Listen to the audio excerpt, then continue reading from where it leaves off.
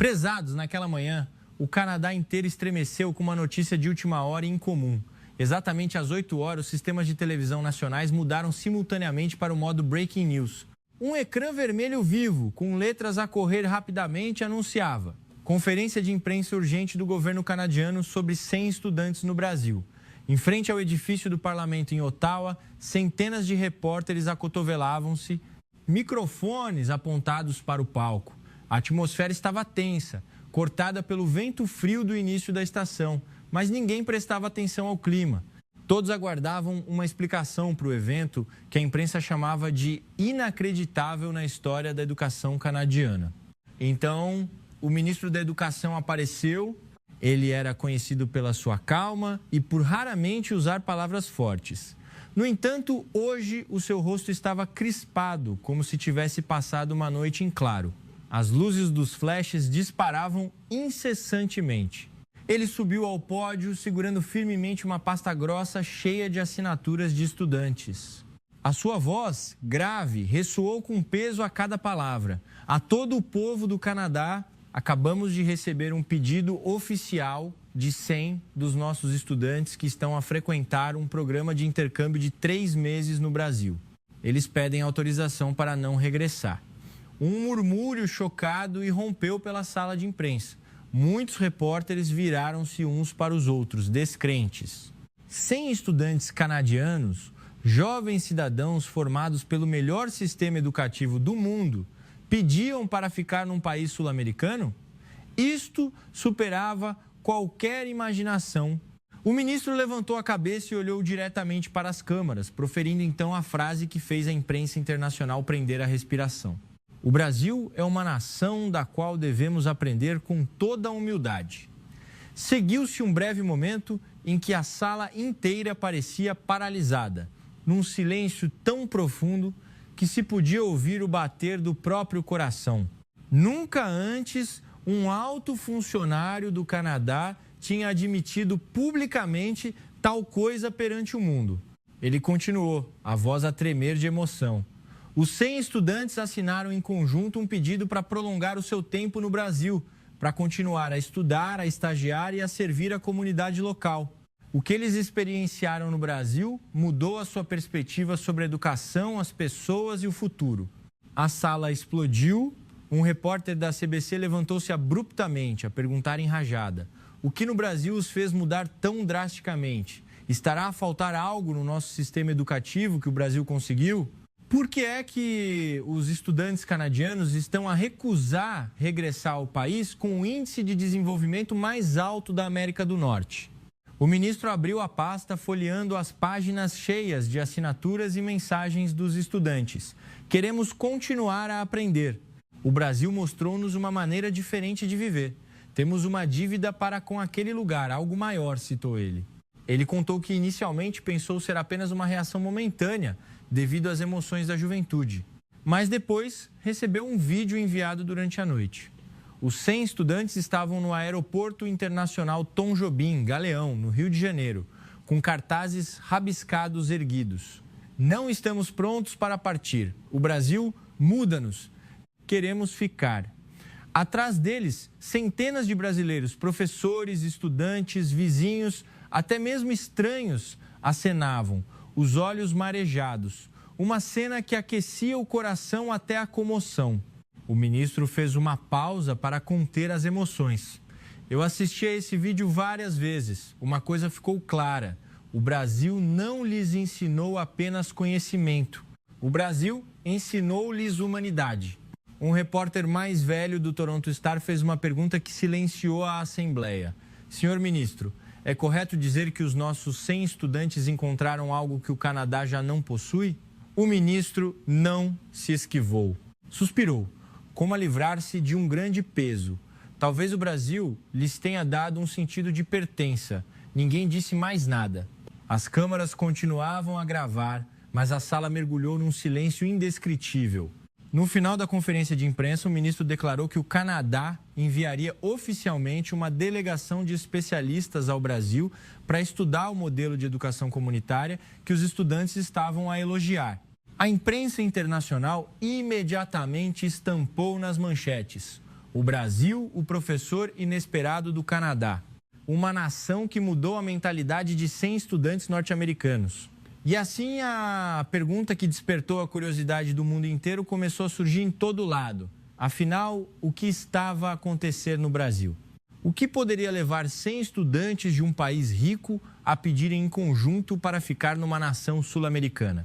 A resposta estava na história que Liam Thorne, o personagem principal, estava prestes a contar desde os seus primeiros dias no Brasil. O meu nome é Liam Thorne, 21 anos, estudante do 3º ano de Comunicação Social na Universidade de Toronto, o berço que muitos canadianos ainda chamam com orgulho de a Escola do Futuro. Nasci em Mississauga, uma cidade plana, organizada e tão conveniente que quase não havia espaço para surpresas. Tudo estava no lugar certo, na hora certa e de acordo com as regras. Mas era precisamente essa perfeição que, por vezes, tornava a vida tão fria como o vento no início do inverno no Lago Ontário. Eu era o tipo de jovem que cresceu segundo os padrões norte-americanos. Horário claro, pontualidade estrita. De manhã bebia café, à tarde, aulas, à noite, trabalho a tempo parcial. Tinha uma vida completa, sem falta de nada. Mas no fundo sentia sempre que estava a caminhar por um longo túnel, com uma luz tão constante que o meu coração não tinha oportunidade de vibrar com algo novo. Antes de ir para o Brasil, tinha visitado cerca de 10 pascalizes, todos famosos pelo turismo e pela tecnologia. Japão, Coreia, Reino Unido, Alemanha, França, EUA. Todos eram modernos, bonitos e organizados.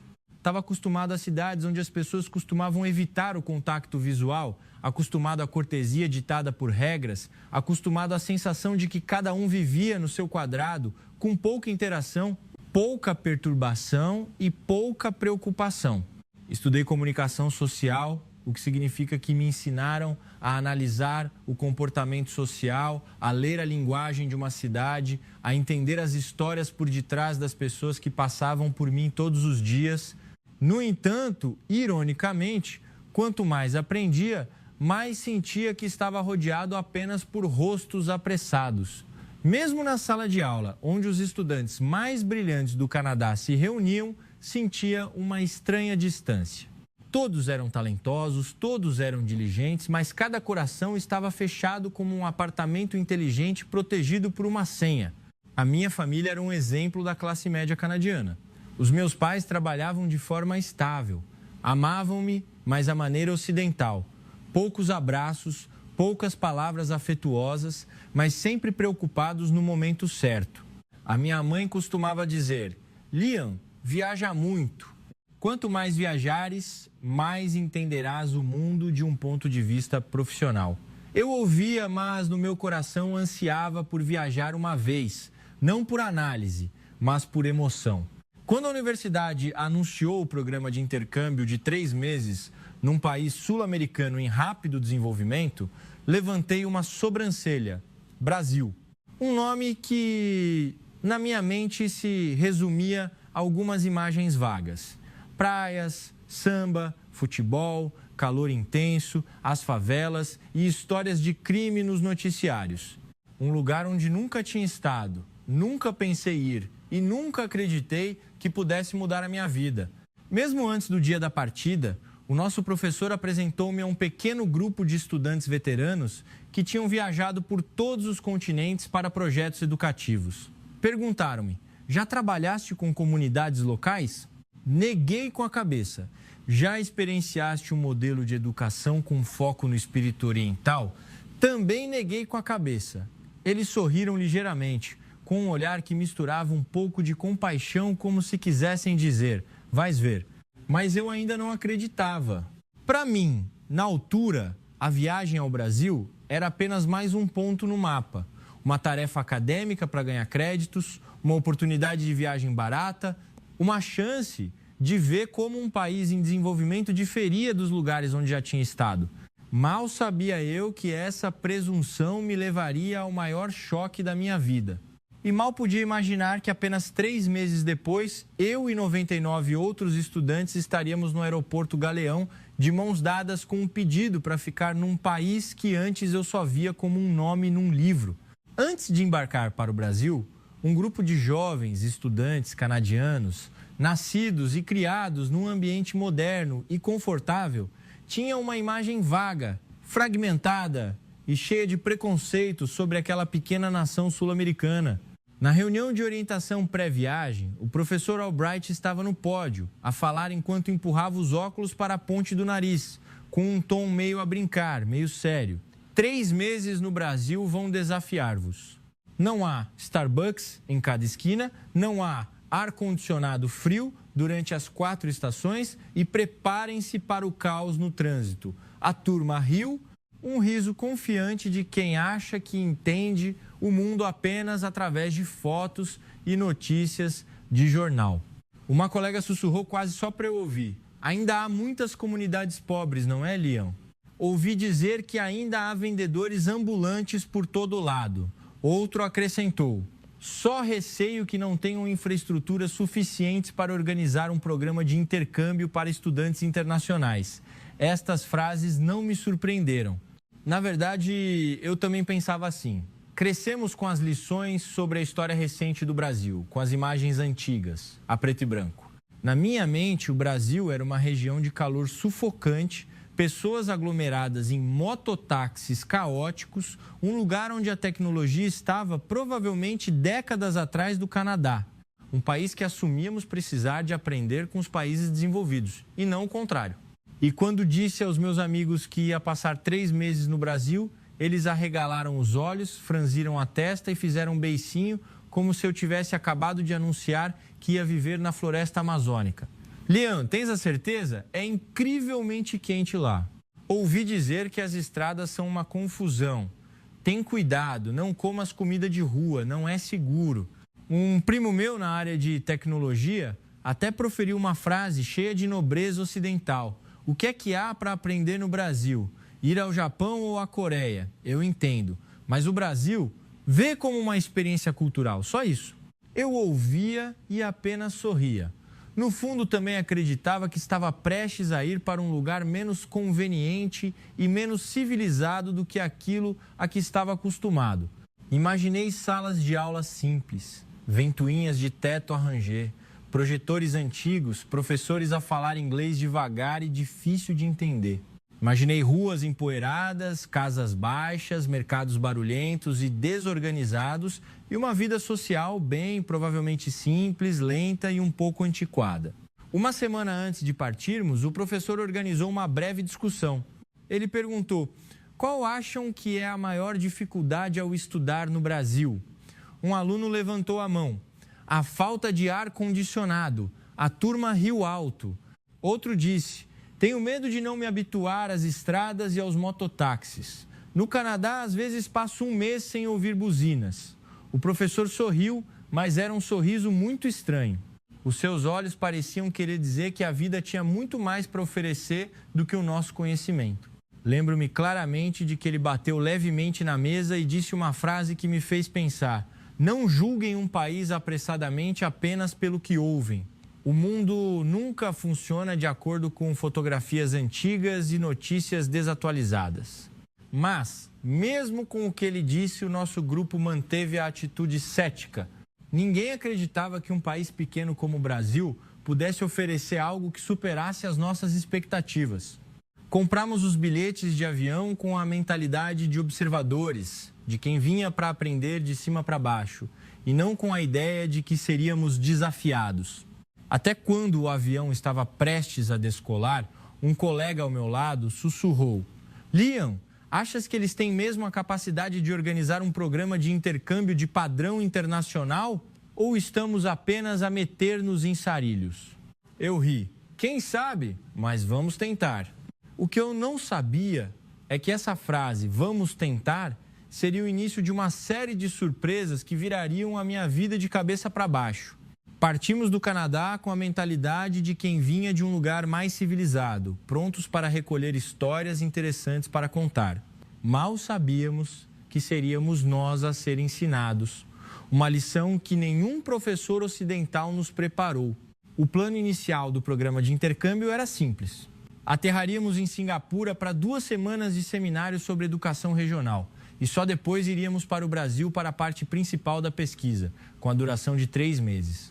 Tudo estava meticulosamente organizado de acordo com os padrões canadianos. Horas exatas, itinerário detalhado ao minuto. No entanto, a viagem começou com um incidente inesperado. Naquela manhã, assim que o avião deixou o espaço aéreo do Alasca, o professor Albright, o líder do grupo, recebeu 3 e-mails consecutivos marcados com prioridade vermelha. Viu franzir a testa a abrir o telemóvel. A luz do ecrã iluminava os seus olhos, que gradualmente se tornavam sérios. Em mais de 10 anos de estudo com ele, nunca tinha visto aquele olhar.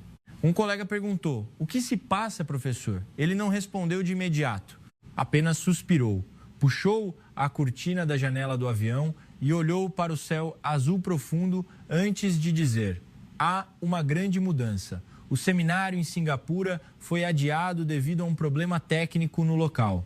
O grupo ficou agitado. Uma colega preocupada perguntou: "Então o que vamos fazer? Voltamos para o Canadá?" O professor abanou a cabeça. "Não, a Universidade de Toronto acabou de enviar uma nova decisão. Vamos voar diretamente para o Rio de Janeiro." O ar na cabine pareceu congelar por alguns segundos. Rio de Janeiro imediatamente? Sem fase de preparação, sem orientação internacional, sem tempo para nos familiarizarmos, ao contrário do planeado? Um colega exclamou: "Está a falar a sério, professor? O Brasil?" Pensei que fosse apenas o destino final. O professor acenou com a cabeça, a voz firme. "É uma decisão do reitor.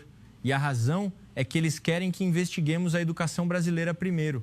Há um novo relatório de um grupo de especialistas canadianos na América do Sul. Eles dizem que a inovação educativa no Brasil está a acelerar tão rapidamente que precisa de ser analisada imediatamente." Aquela frase deixou todo o grupo atordoado. Um país que pensávamos ser atrasado tornou-se um lugar que precisava de ser analisado imediatamente. Parecia um relatório sobre o Japão ou a Coreia de algumas décadas. Mas isso não foi tudo. Cerca de 1 hora depois, o comandante ligou inesperadamente o sistema de comunicação à voz grave. "Senhoras e senhores, acabamos de receber um sinal do Centro Internacional de Coordenação. Uma depressão tropical intensa está a formar-se perto do Atlântico Sul. Por motivos de segurança, o avião irá desviar-se e dar prioridade à aterragem no aeroporto Galeão, no Rio de Janeiro." A cabine de passageiros murmurou mais uma vez. Esta estranha coincidência, o destino querer-nos no Rio primeiro e o clima também nos forçar a ir para o Rio primeiro, fez com que alguns membros do grupo se olhassem com grande surpresa. Leon, na nossa história, não podia evitar sentir-se inquieto. Virei-me para o professor e perguntei em voz baixa: "Acha que estamos a ser empurrados para o Brasil, professor?" Ele apenas sorriu fracamente. Às vezes, as coisas mais importantes da vida começam com mudanças inesperadas como esta. Mais do que ninguém, ele entendia que este pequeno incidente era apenas o primeiro capítulo num livro que mudaria a percepção de toda uma geração de estudantes canadianos. Um colega, agarrado à cabeça, lamentou: "Mas não preparamos nada. Eu não downloaded o mapa do Rio, não aprendi nenhuma frase em português, não vi a cultura local. Eu ri. Ora, para de te preparares. O Brasil é apenas um país em desenvolvimento, não deve ser assim tão complicado." Uma frase leve, mas que só mais tarde compreendi quão ingênua era.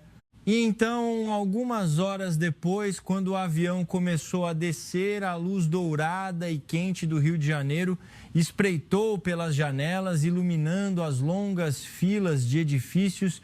Algo muito estranho esperava por nós lá embaixo, algo que destruiria todos os preconceitos que trouxemos do Canadá. No momento em que as rodas do avião tocaram a pista do Galeão, preparei-me mentalmente para uma cena lotada, caótica e talvez um pouco apertada, como a imprensa ocidental costuma descrever a América do Sul. Até apertei o cinto de segurança com mais força, imaginando empurrões à saída, vozes altas, o ruído ensurdecedor do trânsito lá fora. Mas, em apenas 2 minutos, todos esses pensamentos foram varridos, como folhas secas levadas pelo vento. Quando a porta do avião se abriu, o primeiro a entrar não foi uma onda de calor sufocante, mas sim um sopro de ar fresco misturado com um aroma suave de café proveniente de um estande de serviço próximo. Os passageiros saíram em ordem, sem empurrões, sem gritos. Os funcionários do aeroporto estavam alinhados, curvando-se ligeiramente para cumprimentar os hóspedes com sorrisos tão genuínos que precisei de olhar 2 vezes para acreditar que eram reais. Ainda estávamos a olhar à nossa volta quando uma jovem funcionária se aproximou. A sua voz, num inglês perfeito, com uma pronúncia tão clara que parecia ter sido feita em laboratório, fez com que todo o grupo ficasse paralisado. Uma colega atordoada apressou-se a perguntar: onde aprendeu inglês com uma pronúncia tão parecida à de um canadiano? A jovem sorriu ligeiramente e respondeu com naturalidade: trabalhei num projeto com professores canadianos. Por isso, habituei-me ao sotaque. É uma honra receber a vossa delegação hoje. Olhámo-nos sem acreditar. Ela falava inglês com uma cadência perfeitamente canadiana, não o inglês asiático ou europeu que muitos esperariam, sem engolir sílabas ou prolongar vogais. A entoação era até a mesma de alguém que vivia perto do Lago Ontário. Um colega ao meu lado sussurrou: Leon, não me digas que o Brasil contratou intérpretes canadianos? Eu abanei a cabeça. Ela é brasileira, isso é óbvio. Depois de alguns passos, percebi algo ainda mais chocante. O processo de imigração era tão rápido que mal tivemos tempo de ficar surpreendidos. No Canadá, por vezes, tinha de esperar 40 minutos só para digitalizar o passaporte. Aqui, o nosso grupo de 100 pessoas foi encaminhado para uma área prioritária, demorando apenas cerca de 5 minutos para concluir tudo. Os funcionários de orientação sorriam constantemente, dizendo sempre: não se preocupe sempre que nos viam confusos. O professor Albright, que mantinha sempre uma postura austera, teve de comentar: já estive em mais de 40 grandes aeroportos, mas a eficiência aqui está além das minhas expectativas. Um colega acenou com a cabeça. Eles fazem as coisas rapidamente, mas sem pressa. É estranho. Mal tive tempo de reagir. Um grupo de funcionários aproximou-se segurando pequenas caixas azul esverdeadas e sorriram em uníssono. Este é um pequeno presente nosso. Bem-vindos ao Brasil. Abrimos as caixas. Dentro havia um pão de queijo embalado, um postal com Cristo Redentor e um pacote de café gourmet brasileiro solúvel. Presentes pequenos, mas delicados, que demonstravam uma preparação incrivelmente atenciosa. Uma colega exclamou: meu Deus, prepararam presentes para 100 pessoas e ainda sabem que gostamos de café. Um jovem da equipa de apoio, mais alto do que eu imaginava, riu e explicou: porque sabemos que os estudantes canadianos gostam de experimentar bebidas novas. O café brasileiro é uma especialidade de que nos orgulhamos. O professor olhou para mim, levantando as sobrancelhas. Leon, eu não sabia que no Brasil recebiam estudantes estrangeiros com tanto cuidado. Eu também não sabia. Sentia apenas que a cultura calorosa e a gentileza do povo brasileiro me envolviam, suave, mas poderosa, impedindo-me de manter a minha distância de segurança habitual. Ao sair da área de imigração, passamos pelo salão principal do aeroporto. O teto era alto, a luz dourada e quente. O chão brilhava como um espelho. As placas de sinalização eram claras e modernas.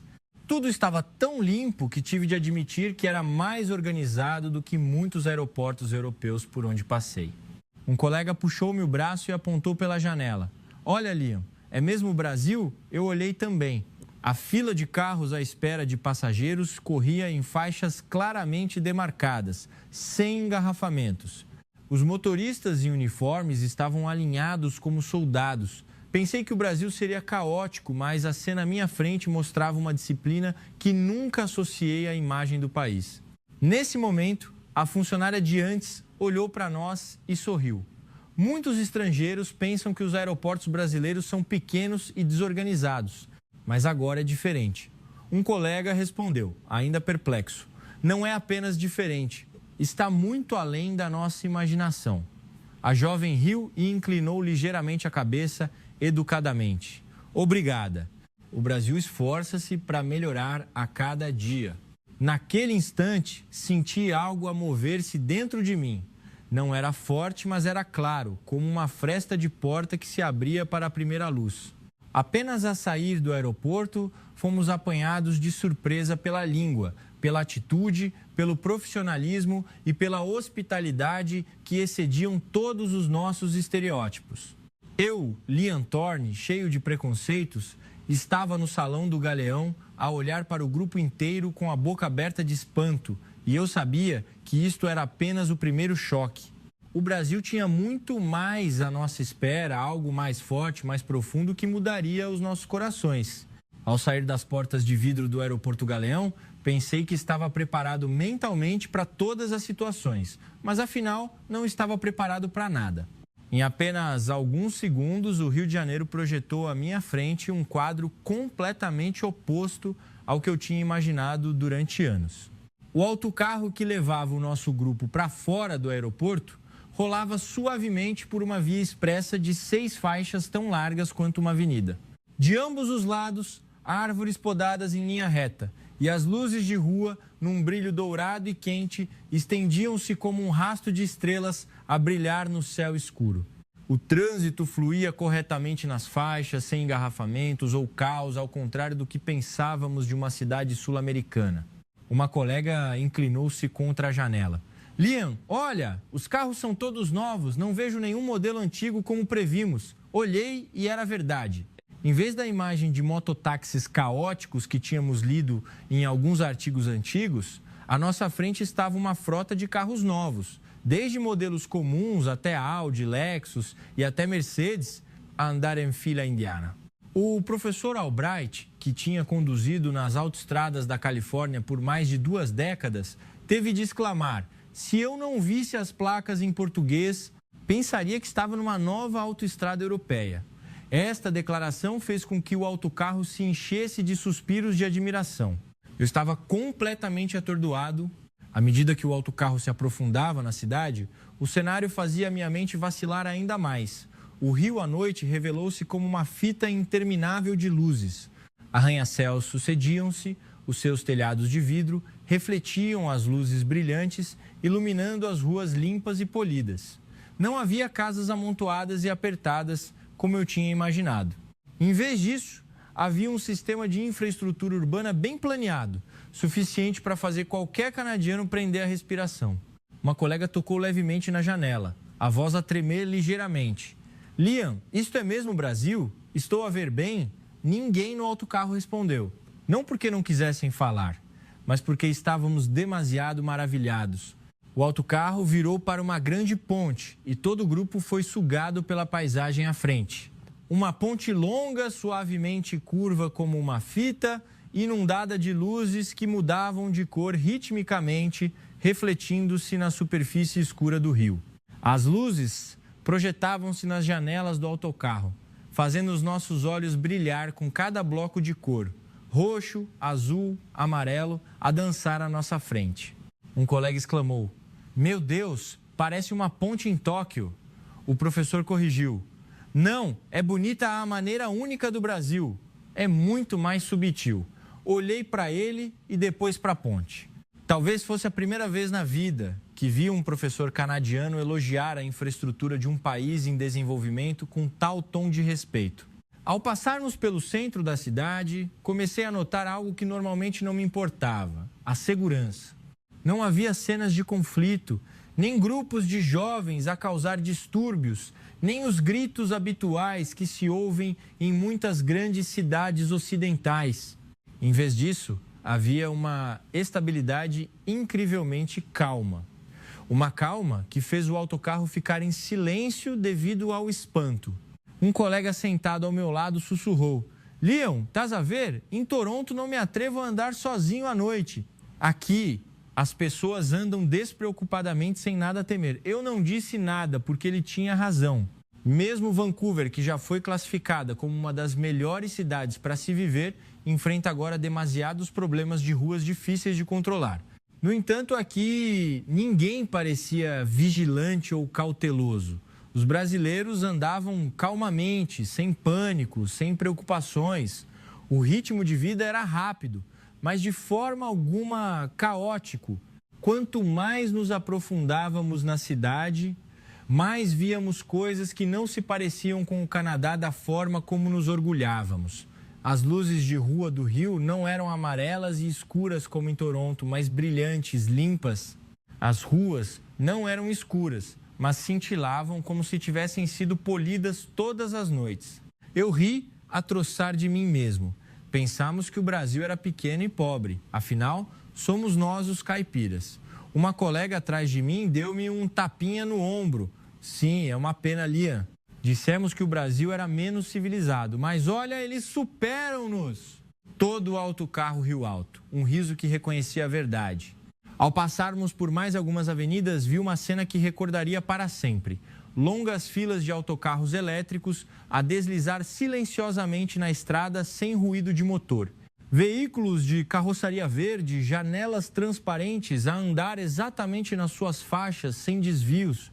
O professor Albright inclinou-se a olhar atentamente. São todos elétricos? Eles têm muitos veículos limpos. Eu respondi. Provavelmente só em algumas rotas principais, professor. Um funcionário brasileiro que nos acompanhava sorriu. Não, senhor. Usamos muitos veículos elétricos. A cidade prioriza o transporte de baixa emissão. Todo o grupo ficou perplexo. Viemos de um país que se orgulha do seu ambiente verde, mas o nível de eletrificação do transporte no Brasil superava as nossas expectativas. Inclinei a cabeça e olhei para fora. Os arranha-céus refletiam a sombra dos autocarros elétricos que passavam silenciosamente.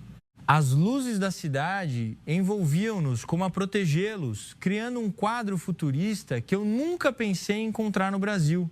Naquele momento, soube que todos os preconceitos que trouxe do Canadá tinham sido oficialmente quebrados. E, estranhamente, eu não estava triste por terem sido quebrados. Sentia-me sortudo porque o Brasil, de alguma forma, tinha escolhido dar-nos uma recepção forte, fazendo meu coração vibrar desde o primeiro minuto. O autocarro parou em frente ao hotel onde ficaríamos durante as primeiras 2 semanas. Preparei-me mentalmente para um hotel aceitável, o tipo de padrão econômico que a universidade costuma reservar para viagens de intercâmbio. Mas quando as portas automáticas se abriram e entramos no hall, todos os meus pensamentos foram estilhaçados, como se alguém lhes tivesse dado um estalo. O hall do hotel era tão vasto como uma pequena sala de concertos, com tetos altos, luzes douradas suaves a refletir-se no mármore polido. Os sofás castanhos escuros, colocados ao lado de vasos de plantas verdes, criavam uma sensação de luxo e aconchego.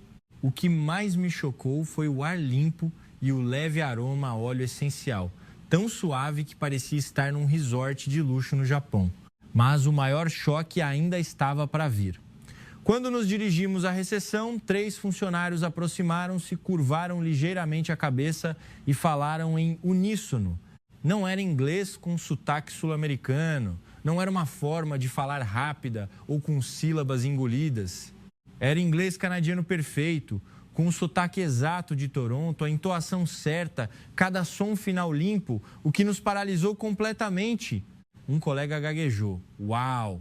Onde aprenderam inglês para soar exatamente como canadianos? Uma recepcionista sorriu, a voz suave, mas confiante. Temos um programa de formação exclusivo por região linguística. Como o vosso grupo é de Ontário, praticamos esse sotaque para que os hóspedes se sintam familiares. Fiquei petrificado não porque falassem bem, mas porque entendiam a nossa cultura a este ponto.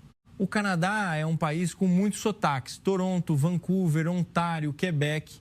E, no entanto, a equipa da recepção brasileira entendia cada um e ajustava-se para fazer o hóspede sentir-se o mais próximo possível. Virei-me para o professor Albright, que me olhou com os olhos arregalados, como a dizer: Liam, nisto o Canadá perdeu.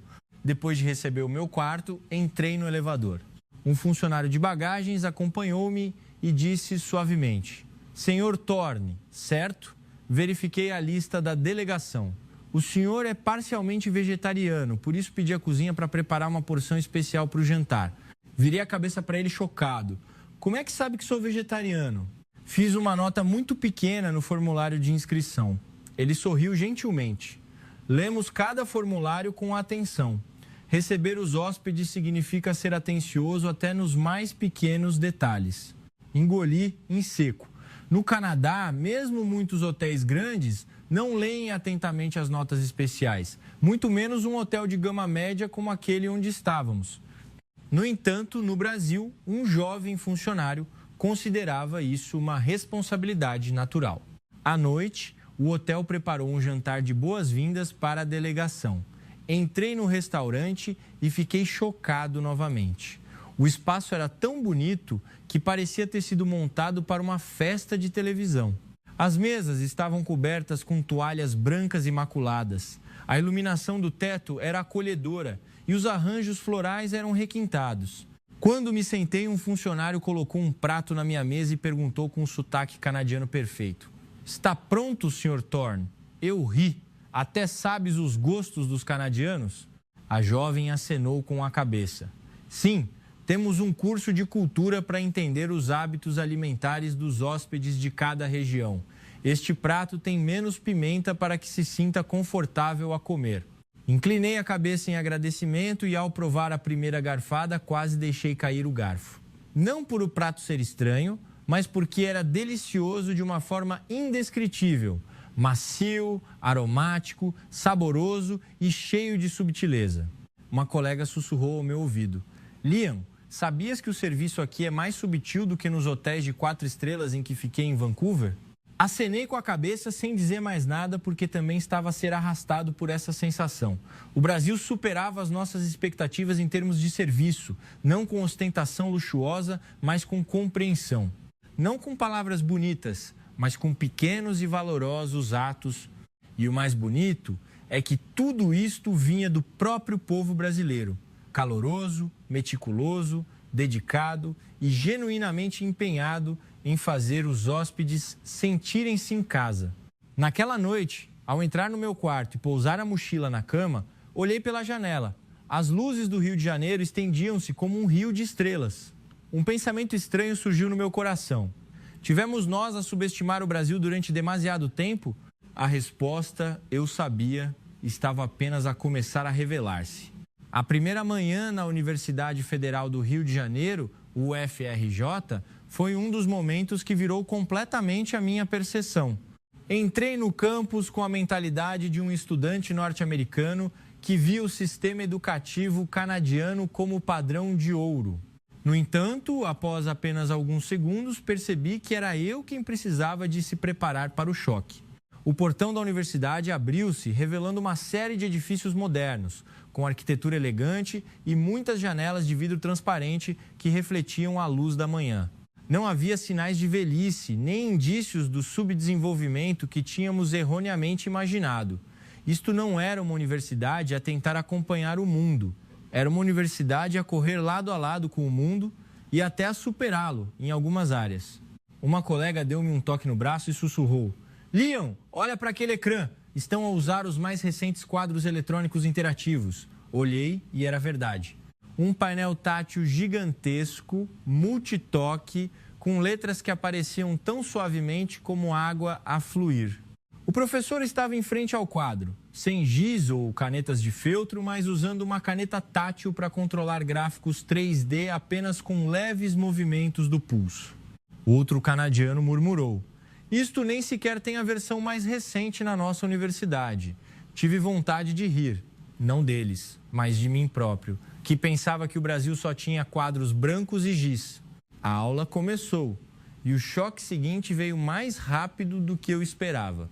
O professor brasileiro entrou na sala, um homem pequeno, com cabelos grisalhos, mas com olhos incrivelmente brilhantes. O tipo de olhar de alguém que dedicou a vida a entender o que é realmente importante na educação. Ele não abriu slides, não discursou, não ficou em cima de um pódio como um transmissor de verdades. Olhou para a turma, sorriu e fez uma pergunta que nos desorientou. O que é que querem estudar hoje? Toda a delegação canadiana se virou para olhar uns para os outros. No Canadá, estávamos acostumados a palestras fixas, plano de estudos, objetivos, conteúdo, resumo, tudo seguia um modelo. Mas aqui, o professor deixou os alunos definirem o problema. Um estudante brasileiro levantou a mão. "Professor, Hoje queremos ver como a análise de dados educacionais do Canadá difere da do Brasil. O professor acenou com a cabeça como se fosse o pedido mais razoável do mundo. Ótimo. Então, os estudantes canadianos partilham primeiro. Um colega do nosso grupo, que era bom em estatística, levantou-se e falou durante alguns minutos. Mas o que nos chocou mais foi a reação dos estudantes brasileiros. Eles não acenaram com a cabeça por obrigação. Fizeram perguntas. Perguntas incisivas, focadas, como se tivessem pesquisado pelo menos uma semana antes de entrar na sala de aula. Uma dessas perguntas fez me arrepiar. No Canadá, vocês usam dados para prever o comportamento de estudo, mas usam dados para inspirar sonhos? O aluno perguntou no inglês fluente, os olhos brilhantes de curiosidade genuína. Ficamos em silêncio por um momento. Não por não entendermos a pergunta, mas porque nunca tínhamos pensado nisso. O Canadá usava dados para otimizar, para organizar, para calcular. O Brasil usava dados para inspirar. O professor olhou para os dois grupos de estudantes e sorriu. Aqui não vos ensinamos para fazer exames, ensinamos-os para ousar tentar. Aquela frase ressoou como um tambor a vibrar por toda a sala. Olhei para a colega do meu grupo, ambos tínhamos os olhos arregalados. No final da primeira aula, os estudantes brasileiros convidaram-nos a visitar a área de investigação. Imaginei uma sala de computadores antiga, algumas filas de PCs desatualizados. Mas não, era um espaço aberto, cheio de luz, com equipamentos limpos e todos os tipos de máquinas modernas que me fizeram ficar de boca aberta. Robôs com braços articulados, máquinas de programação, sensores, modelos 3D e ecrãs de holograma a projetar imagens em pleno ar. Os estudantes brasileiros estavam reunidos à volta das mesas, a debater animadamente em inglês. Um jovem de cabelo curto disse: "Estamos a projetar um modelo para ajudar os alunos de áreas remotas a aprender através de dispositivos portáteis, sem necessidade de Wi-Fi forte, apenas um sinal fraco para aceder." O professor Albright ficou surpreendido. "Estão a fazer isto sozinhos, sem consultores de empresas?" O estudante sorriu. "Fazemos sozinhos, professor. Se falharmos, corrigimos. Ninguém nos proíbe de tentar." Virei-me para esconder o meu sorriso. Que estranho. No Brasil, ousar tentar soava como um convite cheio de energia. Enquanto no Canadá, muitos estudantes viviam dentro de regras, com medo de tentar, com medo de errar. Era como uma piada familiar. No Canadá, ouvimos muito o "não tentes", mas no Brasil, isso era completamente invertido. À tarde, convidaram-nos a participar numa pequena sessão de discussão. Sentei-me ao lado de uma jovem brasileira chamada Isabela, pequena, com cabelo curto e um sorriso gentil. Quando o professor pediu ideias para melhorar a educação, ela falou com entusiasmo: "Quero criar uma aplicação para ajudar as crianças rurais a ter uma pronúncia de inglês melhor, aprendendo através de canções." Perguntei-lhe: "Achas que esse projeto é difícil?" Ela sorriu, os olhos brilhantes. "É difícil, mas se é difícil, temos de tentar. Se não tentarmos, como é que saberemos o que os outros podem aprender conosco?" Fiquei chocado. Uma jovem brasileira estava a dizer-me, estudante de comunicação social de uma universidade canadiana de topo, que se não tentarmos, não sabemos quem podemos ensinar. Essa frase causou em mim uma emoção estranha. Vergonha pela minha arrogância antiga e gratidão por ouvir aquilo. No final do primeiro dia na universidade, caminhei até ao campo a observar os grupos de estudantes brasileiros a debater animadamente. Os olhos deles estavam cheios de energia, as vozes cheias de paixão. Ninguém tentava parecer importante, ninguém tinha medo de dizer algo errado. Falavam porque queriam contribuir, construir, fazer a diferença. De repente, entendi. A educação brasileira não ensinava apenas conhecimento, ensinava espírito. O espírito de não desistir, de não ter medo de tentar, de não temer o fracasso. E isso era muito mais poderoso do que as salas de aula caras do Ocidente. Naquela tarde, ao sair do campus, deixei de sentir que vinha de um lugar mais civilizado. Sentia-me apenas um pequeno aprendiz. E o Brasil, de alguma forma, tinha se tornado o primeiro professor que me ensinara a verdadeira humildade. Se os primeiros dias no Brasil me chocaram com o serviço, as pessoas e a educação Na visita ao Parque Tecnológico, tenho de admitir que fiquei tão atordoado que não conseguia falar. Eu, que nasci num país que se orgulha de ser líder em ciência, nunca pensei que um dia teria de ficar parado, a ver um país em desenvolvimento destruir todos os meus preconceitos sobre tecnologia. Naquela manhã, fomos levados para um complexo a cerca de meia hora de carro do centro do Rio de Janeiro. À distância, pensei que estava a ver um parque científico do Japão ou da Coreia. Edifícios brancos modernos, tetos de vidro azul brilhante, antenas a erguerem-se como pirâmides tecnológicas. No portão principal, lia-se uma frase que recordaria para sempre: Tecnobras, Centro de Pesquisa de Alta Tecnologia. Tecnologia impulsionada pelo humano. Um colega exclamou: "Uau, parece um campus da Google." O professor Albright acenou com a cabeça: "Também estou a pensar nisso." Eles levam isto muito a sério. Ao entrar na área de pesquisa, não podia acreditar que estava no Brasil. O laboratório era tão grande quanto um campo de basquetebol. As filas de máquinas estavam limpas, sem cabos emaranhados como nos laboratórios normais.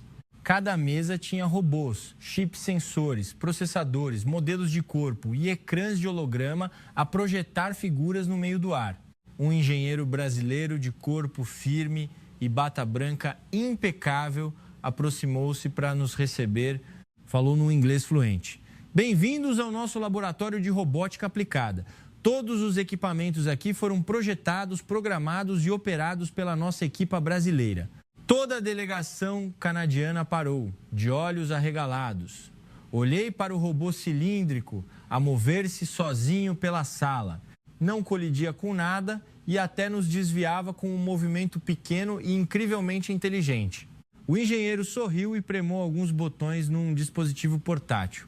O robô parou imediatamente, levantou um braço de metal e acenou para nós. Uma colega canadiana riu como uma criança. "Ele acenou para mim, Liam. Meu Deus."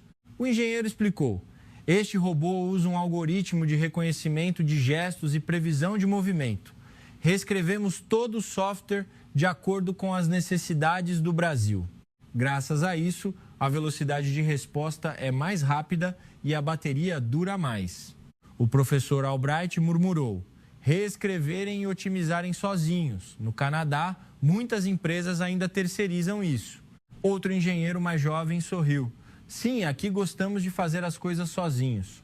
Se errarmos, corrigimos. Não temos medo de tentar." Senti um arrepio. A frase "não ter medo de tentar" apareceu novamente. Era como uma veia subterrânea a correr por todos os aspectos do que o povo brasileiro fazia. Na segunda área, vimos um sistema de inteligência artificial desenvolvido por estudantes brasileiros em conjunto com engenheiros da Tecnobras.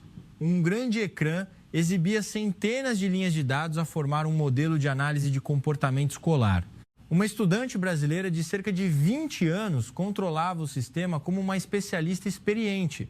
Ela disse com confiança: "Esta IA ajuda a prever alunos em risco de abandono escolar com base na interação, notas, tempo de acesso a aulas e hábitos de estudo." O professor perguntou: "Vocês escreveram o algoritmo?" A estudante sorriu: "Os engenheiros ensinaram-nos a construir a base, mas os módulos principais fomos nós que fizemos." Todo o nosso grupo ficou em silêncio por alguns segundos. Uma estudante brasileira a escrever um algoritmo de IA para analisar o comportamento de alunos para um grande projeto de uma das principais empresas de telecomunicações do país. Um colega canadiano abanou a cabeça: "Na minha universidade, para fazer a tese, tenho de pedir dados durante meses. Aqui, eles estão a fazer a coisa real." Virei-me para o professor, que apenas respondeu: "Isto está muito além do nosso currículo." Em seguida, fomos levados para a área da Focotec, famosa pela exportação de software. Lá vi grupos de jovens programadores a escrever código para empresas europeias e americanas. A sala de trabalho funcionava como uma colmeia tecnológica. Não era barulhenta, mas estava cheia de energia. Uma engenheira da Focotec, de cerca de 25 anos, disse-nos: "Estamos a trabalhar num projeto de reconhecimento de voz para uma empresa canadiana." Arregalei os olhos. "Para o Canadá? Que empresa?" Ela sorriu maliciosamente. Assinamos um acordo de não divulgação, por isso não posso dizer. Mas os clientes canadianos gostam muito de trabalhar com engenheiros brasileiros porque tentamos muitas abordagens diferentes. Mais uma vez, o espírito de tentar. Quanto mais ouvia, mais sentia que o povo brasileiro tinha uma identidade única na tecnologia, criativa, persistente e apaixonada. O maior choque veio quando a equipe de engenheiros apresentou um laboratório especial, a sala de simulação de combate cibernético. No interior, havia grandes ecrãs e luzes azuis que se projetavam nos rostos das pessoas, exatamente como numa cena de filme de ficção científica. Um engenheiro disse: "É aqui que treinamos para combater ataques cibernéticos. O Brasil sofre muitos ataques, mas gostamos de transformar os desafios em oportunidades." Ele passou a mão pelo painel tátil. O sistema simulou imediatamente um ataque cibernético completo. Os dados corriam como um rio nos ecrãs. Em segundos, o sistema brasileiro detetou, contra-atacou e bloqueou toda a intrusão automaticamente. Ficamos paralisados. O professor Albright estava quase sem respirar. No Canadá, este tipo de sistema só existe ao nível governamental. O engenheiro respondeu calmamente: "Sim, o Brasil faz isso para se proteger. Ninguém nos ajuda melhor do que nós próprios." Senti um leve arrepio na espinha. Não por medo, mas por admiração. No final da visita, saímos para o hall. O sol do Rio de Janeiro brilhava suavemente. Fiquei a olhar para os jovens engenheiros com os seus crachás da Tecnobras, Focotec. Os seus rostos estavam calmos, mas os seus olhos brilhavam. O tipo de olhar de quem sabe que está a construir o futuro do seu país.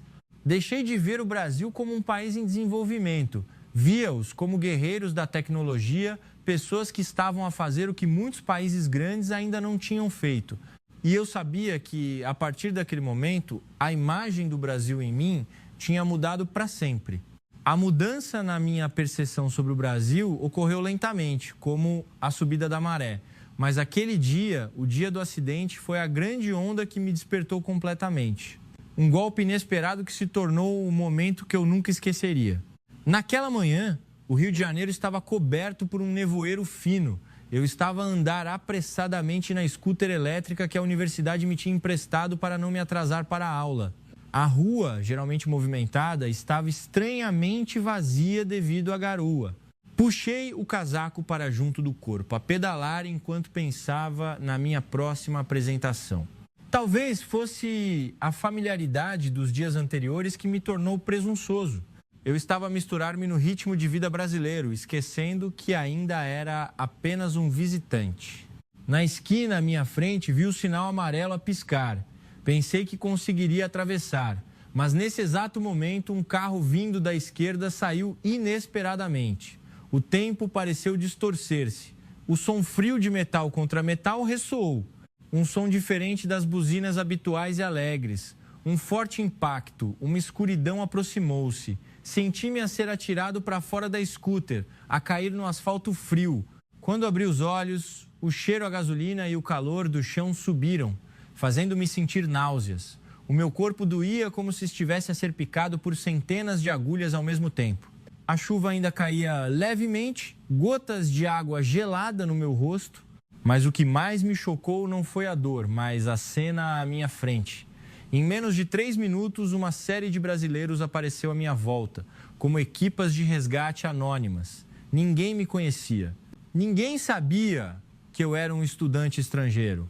Mas eles correram para mim com o espírito de quem testemunhava uma vida em perigo.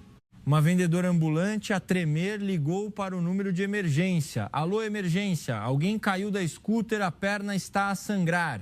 Um homem idoso, de chapéu, ficou à frente dos carros, os braços estendidos, a bloquear o trânsito.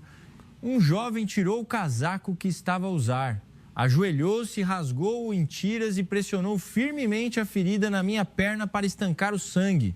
Uma jovem, provavelmente estudante, usou o telemóvel para iluminar a ferida, a voz trêmula a falar um inglês quebrado. Está bem, nós ajudamos, não se mexa." Olhei fixamente para eles. Nos seus olhos não havia medo, nem cautela, nem a frase "deixa que os outros se preocupem", que eu costumava ouvir no Canadá. Havia apenas bondade, um reflexo imediato. Em menos de 5 minutos, o táxi foi chamado. Como a ambulância mais próxima estava presa no trânsito, uma senhora idosa agarrou a minha mão, a voz a tremer. Não tenhas medo, meu filho. Eu estou aqui, vou contigo. Eu queria responder, mas a minha garganta estava fechada. A senhora não era minha parente, nem sequer sabia o meu nome, mas segurava a minha mão como se segurasse a do seu próprio neto. Outros 2 jovens levantaram-me para o carro. Um deles disse suavemente: não se preocupe, amigo. Aqui, quem tem um acidente é ajudado. Vamos para o hospital e depois a gente resolve. A frase "vamos para o hospital e depois a gente resolve" ressoou na minha mente como um trovão. No Canadá, muitas pessoas têm medo de se envolver em acidentes devido a preocupações legais, responsabilidade ou complicações. Mas aqui, o povo brasileiro preocupava-se apenas com a vida humana. Chegamos a um pequeno hospital perto da universidade apenas 3 minutos depois. Assim que entrei, as enfermeiras rodearam-me como um exército experiente. Ninguém gritava, ninguém estava confuso. Todos trabalhavam como uma orquestra ritmada. Um médico de meia-idade inclinou-se perto do meu rosto, a voz clara e reconfortante. Dói? Consegues ouvir-me? Eu acenei levemente, as lágrimas a escorrer, sem saber se era de dor ou de emoção. Não se preocupe, vamos resolver isto. Apenas respire fundo. Uma enfermeira colocou a mão no meu ombro, a sua voz suave, mas quente. Não está sozinho, nós estamos aqui. Essas 4 palavras foram como um medicamento milagroso. Verificaram meu ritmo cardíaco, imobilizaram a perna, tiraram fotos da ferida com uma câmera especializada. Os grandes ecrãs ao lado projetavam dados em tempo real. Ritmo cardíaco, pressão arterial, nível de perda de sangue. Um colega canadiano que me acompanhou disse mais tarde que parecia que eu estava a ser tratado num hospital de alta tecnologia no Japão e não num hospital distrital. O médico disse: a ferida não é muito grave, mas precisamos de a tratar rapidamente para evitar infecções. Vamos fazer isso agora, está bem? Não houve procedimentos demorados, nem longas filas de espera, nem recusas do tipo esperem pela família. Eles entraram em ação porque a vida era a prioridade. Enquanto estavam a coser a ferida, um jovem do lado de fora do corredor pediu licença para me ver. Ele segurava a carteira que eu tinha deixado cair quando caí. Entregou-ma e disse: vi a sua carteira a cair. Trouxe-a para que não se preocupasse. Ele entregou-a, curvou a cabeça e saiu apressadamente, como se não fosse nada para se gabar. Olhei para suas costas e comecei a chorar. Não por medo, mas porque nunca tinha visto uma comunidade funcionar com tamanha confiança e rapidez. Quando fui transferido para a sala de recuperação, havia quase 10 pessoas paradas no corredor. Não eram outros pacientes, mas as pessoas que me tinham ajudado na rua. Uma jovem chamada Isabela disse ao médico: paguei o táxi e um adiantamento, senhor doutor, caso o amigo acorde e não tenha dinheiro. O médico riu: não se preocupe, o hospital resolve. A rapariga abanou a cabeça: não, ele é um convidado estrangeiro, eu tenho de ajudar. Nesse momento, um homem mais velho, de t-shirt escura, aproximou-se do balcão de pagamento, colocou o dinheiro e disse: deixem-me pagar o resto. O rapaz é amigo do meu filho. Eu nunca o tinha conhecido, mas ele estava ali, a sorrir gentilmente, como se tivesse encontrado seu neto. Ele disse apenas uma frase simples, mas que ficou gravada na minha mente: no Brasil, se nos encontrarmos, somos conhecidos. Fiquei no hospital 2 dias para observação. Durante todo esse tempo, os estudantes brasileiros revezaram-se a visitar-me, a trazer sopa, fruta, a conversar e a fazer-me rir. A Isabela até trouxe o trabalho que perdi. Leon, não te preocupes. Nós estamos aqui. Aqui, quando alguém se magoa, todo o bairro se preocupa. Uma frase aparentemente simples, mas que continha toda uma filosofia comunitária que eu nunca tinha sentido no Canadá. Quando recebi alta, a conta estava impressa. Olhei para o valor e fiquei chocado. Era tão barato que pensei que se tinham esquecido de um 0. O professor Albright perguntou ao médico: este custo tão baixo é realmente o serviço completo? O médico sorriu. Não deixamos ninguém escolher entre tratar-se o dinheiro, especialmente um estrangeiro que sofreu um acidente. Eu estava ali, a perna ainda um pouco dorida, mas o meu coração estava quente, como se tivesse sido aceso. Não uma, mas muitas vezes naqueles dias perguntei-me: como é que um país em desenvolvimento consegue fazer o que muitos países ricos ainda não fizeram? A resposta veio do próprio povo que conheci. Eles não esperavam pelo sistema perfeito, não esperavam por ordens de cima, não consideravam ganhos e perdas, simplesmente faziam o que era certo, imediatamente. Quando saí do hospital, o sol do Rio de Janeiro brilhou suavemente. Olhei para a ferida, cuidadosamente ligada, e depois para os brasileiros a acenar-me.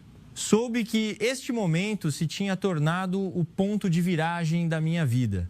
De um estudante canadiano que veio ao Brasil apenas para estudar durante 3 meses, tornei-me alguém com uma dívida de gratidão, uma dívida que dificilmente conseguiria pagar nesta vida. E a partir daquele momento entendi por que é que 100 estudantes canadianos pediram em conjunto para ficar no Brasil. Naquela noite, deitado na cama do hospital, a olhar para a luz do corredor, a projetar uma longa faixa dourada e quente na parede, percebi que tinha cruzado um limite que nunca pensei que cruzaria. Um limite marcado não por um acidente, mas por um despertar a reconhecer o erro na forma como eu vi o mundo. Eu, Liam Thorne, estudante de um dos principais sistemas educativos criado na fartura da América do Norte, pensei que entendia muito bem a posição do Canadá e dos países em desenvolvimento. Cresci com lições contadas da perspectiva ocidental, onde éramos sempre o centro, o padrão, enquanto grande parte do mundo tentava acompanhar-nos. Estava confiante de que o Brasil era um destino interessante, mas ainda estava muitos passos atrás do Canadá. Pensei que vinha para observar, para aprender sobre o modelo de educação num país pequeno. Acreditava que civilização, disciplina, tecnologia e serviço eram coisas que só existiam em países ricos. Mas hoje, quando estava ali deitado, a perna ainda dorida, a garganta rouca de emoção, olhei à minha volta e vi uma enfermeira a limpar o suor da minha testa como uma irmã gentil, uma senhora idosa a segurar um saco de sopa quente à porta para ver se eu tinha comido, um estudante jovem a sentar-se a tarde inteira apenas a contar histórias para me fazer esquecer a dor, pessoas que não tinham nada a ver com um estrangeiro como eu, mas que me tratavam como família. Pensei no Canadá, onde todos são educados, mas mantêm distância. Pensei em Toronto, onde cada um segue o seu caminho apressadamente na sua vida privada. Pensei na forma como costumávamos evitar situações problemáticas por medo de responsabilidade, medo de complicações, medo de nos envolvermos, e vi claramente a arrogância invisível que carreguei durante anos. Pensávamos sempre que éramos mais civilizados, mas havia coisas que o Brasil fazia muito melhor. No dia em que tive alta, ao olhar para a conta incrivelmente pequena, vi ainda mais claramente como a minha confiança ocidental era, na verdade, frágil. O Canadá tem um sistema de saúde grande e moderno, mas é lento e caro. O Brasil tem hospitais modestos, não luxuosos, mas eficientes, rápidos e humanos. O Canadá tem tecnologia forte, mas por vezes distante das pessoas. O Brasil usa a tecnologia para proteger as pessoas. O Canadá tem um serviço profissional, mais seco e frio. O Brasil serve com o coração. E eu entendi. Um país forte não é o país com mais dinheiro, mas o país com mais pessoas boas. Quando voltei para a universidade após o acidente, os estudantes brasileiros correram para me abraçar como um parente há muito esperado. Não me perguntaram se tive medo, não disseram frases vazias. Havia apenas: "Estamos aqui, Liam." Fiquei no meio do pátio, a vê-los, sorrir e de repente senti-me pequeno. Mas essa pequenez não era humilhação. Era a humildade que eu nunca tinha aprendido nos meus 21 anos a viver no Canadá. Caminhei até um canto do pátio, encostei-me ao corrimão e disse para mim mesmo: "Nós, os canadianos, fomos demasiado arrogantes. Viemos para o Brasil no papel de quem ajuda, mas fomos nós a ser ajudados. Pensamos que iríamos ensinar algo ao Brasil, mas foi o Brasil que nos ensinou a viver com bondade. Pensamos que ficaríamos aqui apenas 3 meses e depois voltaríamos para contar uma história divertida. Mas este país deu-nos uma razão para ficar. Perguntei a mim mesmo: quantas vezes na minha vida um país estrangeiro me tratou como família? E a resposta foi: apenas uma vez, no Brasil. Naquele dia, ao ver o céu do Rio de Janeiro a mudar para um laranja brilhante ao pôr do sol, soube que o meu coração pertencia àquele lugar. Não era mais um turista, nem um observador. Tornei-me uma pequena parte da rede de amor que o povo brasileiro criava todos os dias.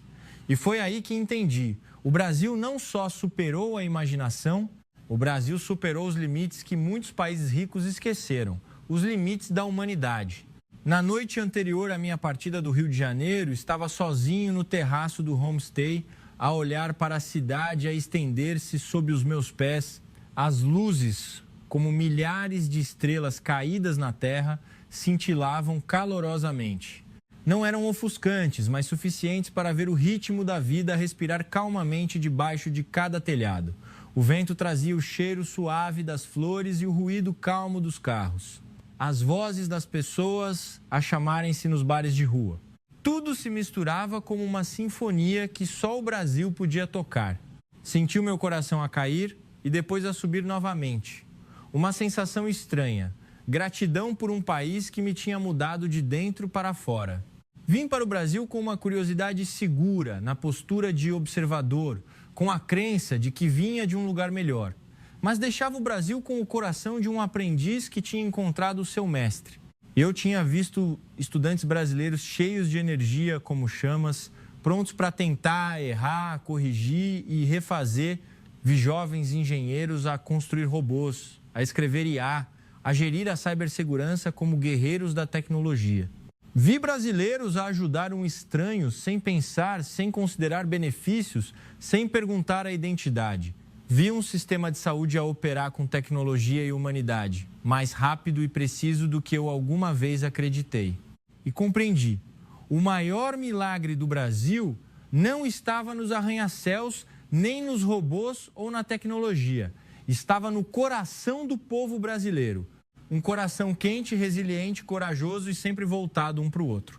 Pensei que um país forte era um país rico, mas o Brasil ensinou-me que um país forte é um país que sabe amar-se, onde as pessoas param o carro para ajudar alguém que caiu, onde estão dispostas a pagar o tratamento de emergência a um estranho, onde as pessoas se tratam como irmãos depois de se encontrarem por alguns minutos. Naquele momento, entendi a razão pela qual 100 estudantes canadianos pediram para ficar. Não foi apenas pela experiência. Foi porque encontraram algo que o seu país de origem não lhes podia dar, o sentido de pertença.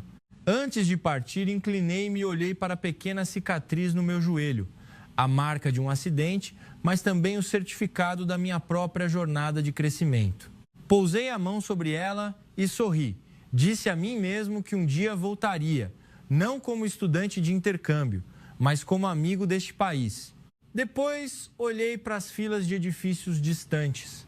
As luzes do Rio ainda brilhavam como quando cheguei. E disse suavemente no meu coração: obrigado, Brasil.